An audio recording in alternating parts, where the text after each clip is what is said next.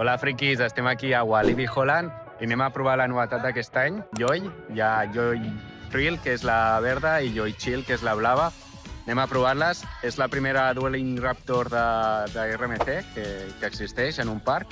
I anem a provar quines sensacions ens dona i a veure què tal. Us diem ara la sortida. Joy és una muntanya russa fabricada per RMC, un dels millors constructors del món. Per tant, les expectatives eren molt altes. Però què ens hem trobat realment? Comencem per la tematització, que brilla per la seva absència.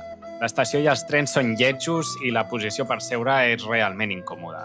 Gens natural. Això sí, les operatives són molt bones, ja que el tren no para ni a l'estació. Però anem al que realment ens interessa. La blava, Joy Chill, fa honor al seu nom. És tranquil·leta, amb alguns airtimes, però sense l'agressivitat típica de RMC. La verda, Joy Thrill, és una mica més intensa, però continua sent força familiar.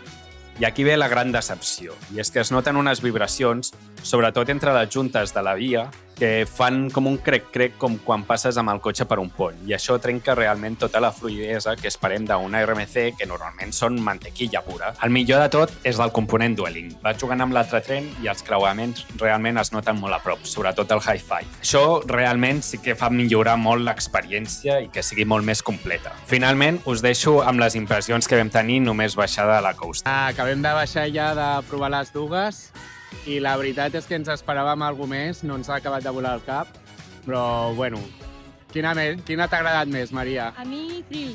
A mi, Thrill. Jo crec que també, però són molt similars.